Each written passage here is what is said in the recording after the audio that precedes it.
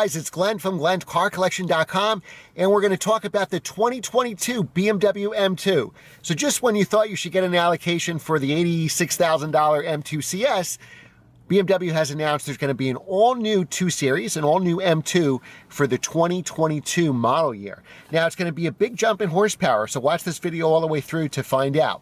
So if you know my history, my YouTube channel actually started with my M2. I got one of the first ones in 2016.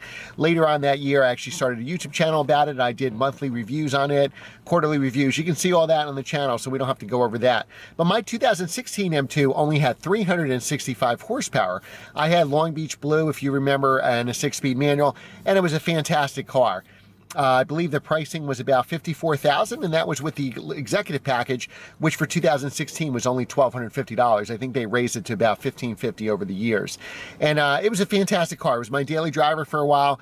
It was my weekend fun car. I took it to hockey, the back fit in the back, no problem. It was just a great all-around car, rear-wheel drive, stick shift, no sunroof, exactly like I like it. You probably, if you watched the channel, you've seen a recent review. We did the M2 competition a couple months ago. That was a pretty big jump. So from 365 horsepower to 405 horsepower, of course, a price increase. I had an M2 competition on order, but they lowballed me so much with my trade on my M2, I wound up keeping the M2. But you went up to 405 horsepower again. I would have gotten a 6-speed manual without the sunroof. A sunroof was actually available later in like 2017 or 2018 M2. Competition package, you definitely feel the difference in the horsepower. We go from an N55 engine to actually the S55 engine, which is basically the current M3, M4, F80, just slightly detuned. And it was a blast to drive in the review. I really enjoyed it.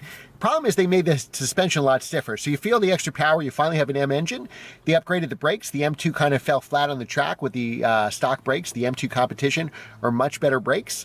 But the suspension is a lot stiffer. Like I would say the M2 is definitely a daily driver. You can definitely daily drive the M2 Comp, but it does have a much stiffer suspension where it's almost like a weekend car. But both great choices, and you can get them at good prices now. Then we're going to have the M2 CS that's coming out. That's going to be very limited edition, gorgeous car. And like I said in all the videos for the last 3 years, then there's going to be an all-new 2 Series and a new M2 competition a couple years later, an M2 CS, and probably at some point even an M2 CSL. So the new M2 is going to be powered by the same engine as the X3 and X4M, the current ones, and that is the S58 engine. And if you want to see a review of that, I actually did an X3M review a couple months ago. I'll post that up here somewhere and watch that review, and we go in depth on the engine, so I don't have to do that here. But it's going to be a great car. So now the horsepower, remember 365, regular M2, M2 competition 405. Now we're going to 420 horsepower, and that's a nice jump too. Not as big as regular M2 to M2 competition. But for an all-new 2 Series, remember that's the base M2 now. So we haven't even had the new 2 Series Comp and then, you know, CS and CSL and all that other stuff. So that's pretty good that the base M2 is going to be 420 horsepower. I believe it's still going to have a manual transmission. I don't know pricing yet. As soon as I get pricing, I'll let you know. I don't have any spy photos of it yet either. So basically, I'm just showing you in this video, you know, my M2 and the M2 Comp. But I think that's going to be a great car. So if you're thinking of getting a new one, you might want to hold off and get an early 2022. I'm thinking of getting one as well. I think, you know, 420 horsepower is a starting point.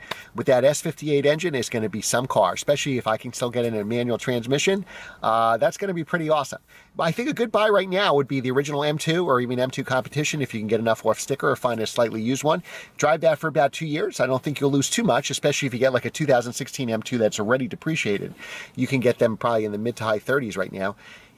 And, you know, keep that for 2 years. What's it going to go down? A couple $1,000s, and then get the all-new M2. All right, guys, let me know what you think of the 2022 M2.